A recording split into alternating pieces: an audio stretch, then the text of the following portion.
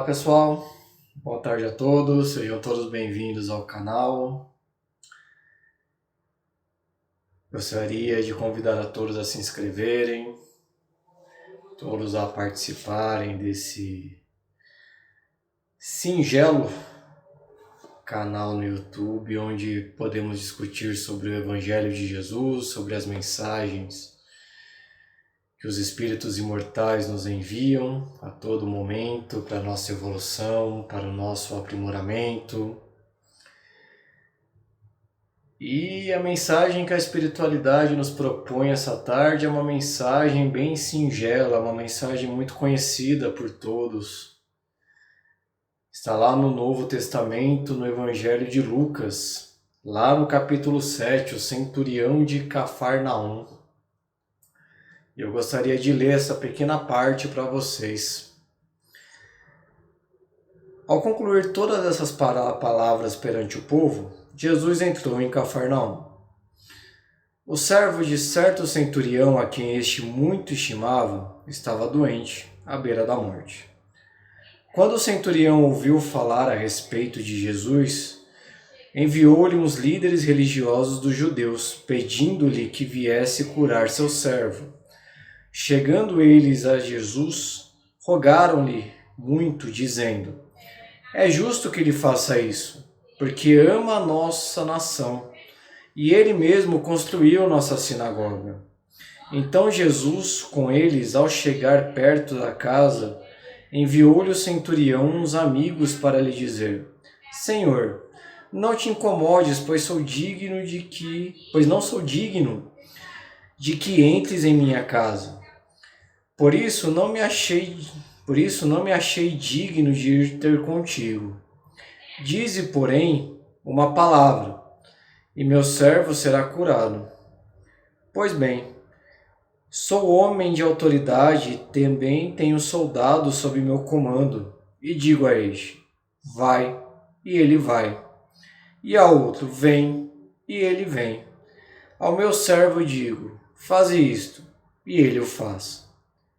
Ouvindo essa palavra, se maravilhou dele e, voltando-se, disse à multidão que o seguia: Digo-vos que nem em Israel achei tanta fé.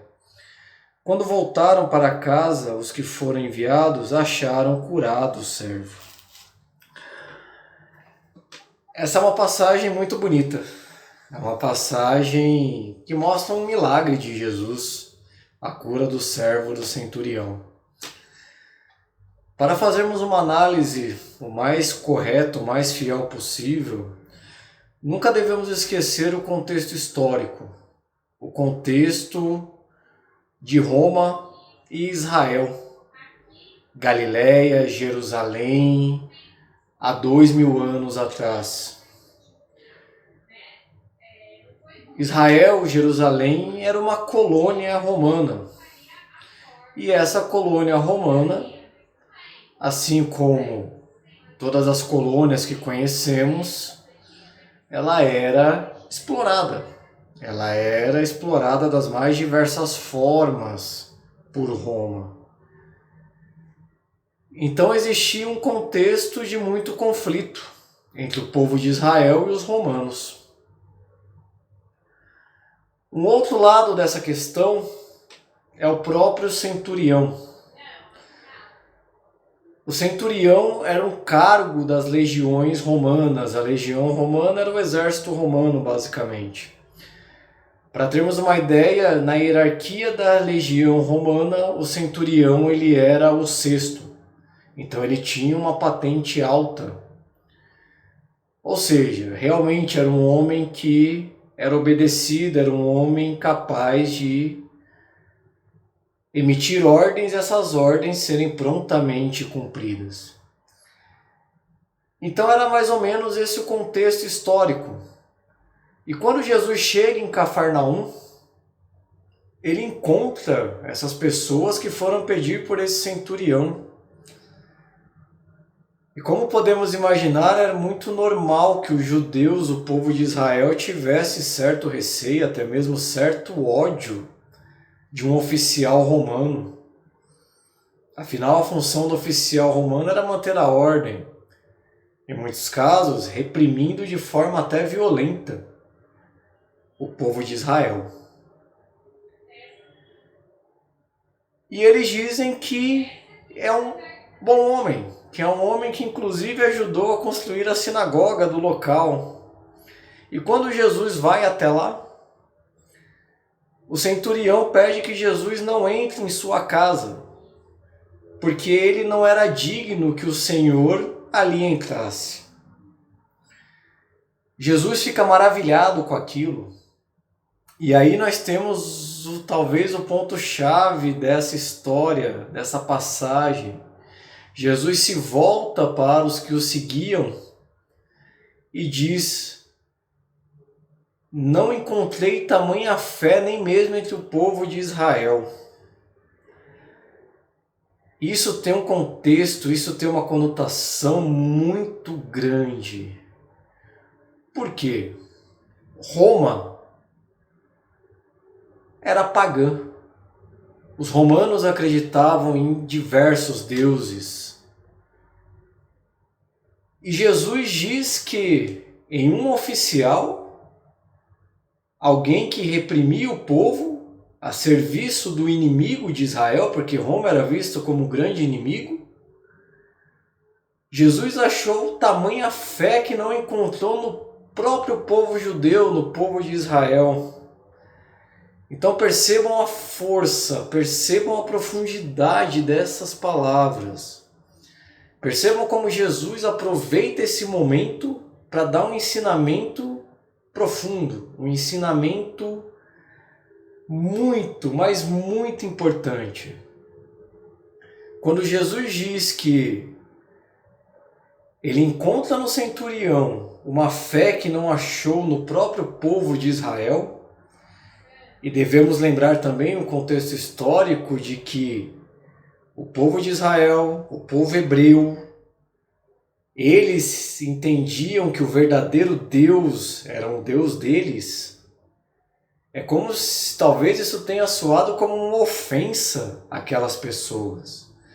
Mas Jesus mostra de uma forma muito sutil que a fé pertence a todos. Não existe uma fé mais correta do que a de outra pessoa. A minha fé não é mais correta do que a sua fé.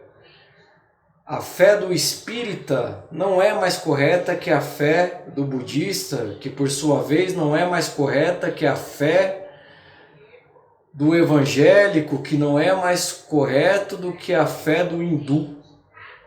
Não, a fé é inerente ao ser humano. A fé pertence ao ser humano.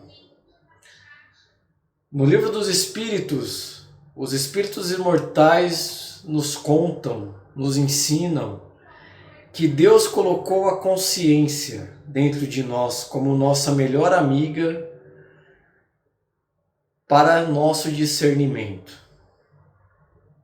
Nós podemos enganar a todos, mas jamais enganamos a nossa consciência.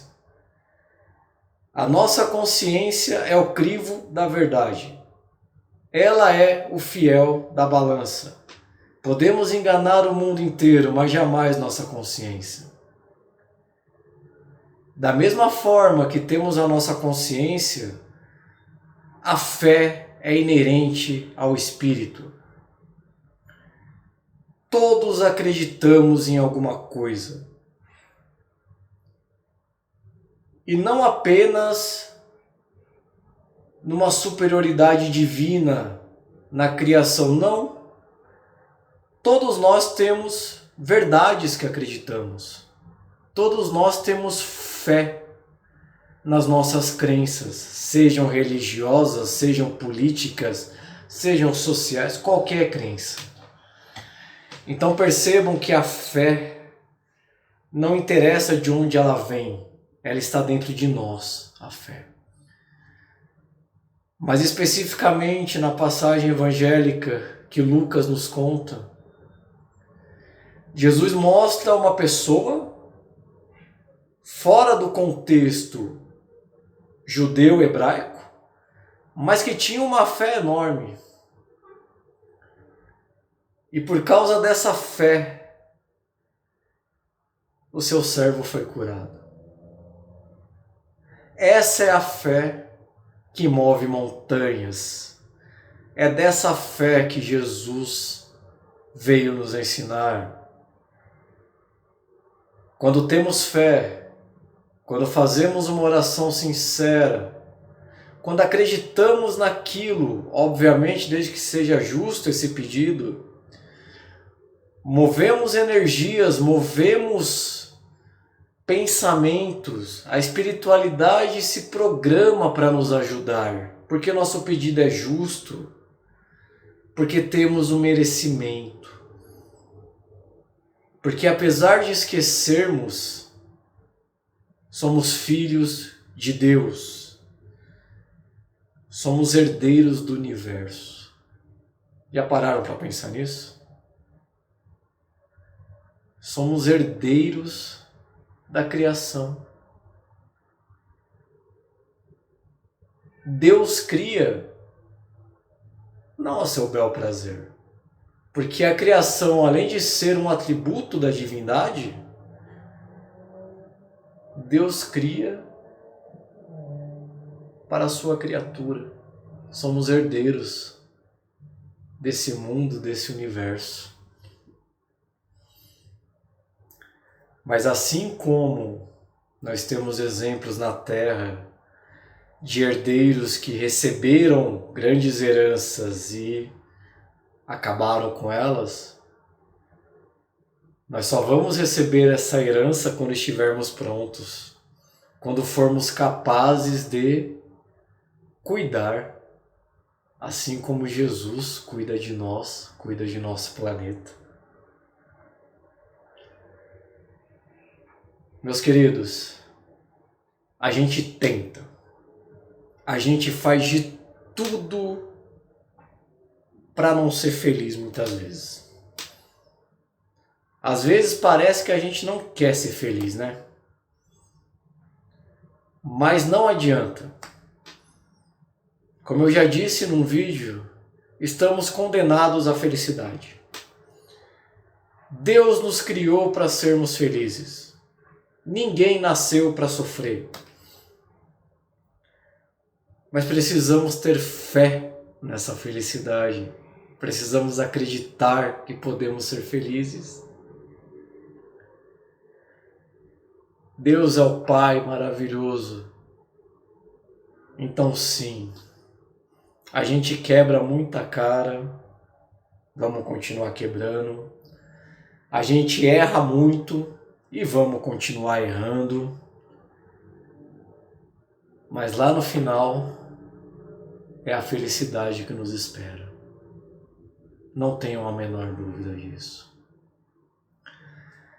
Existe um livro chamado Jesus de Nazaré.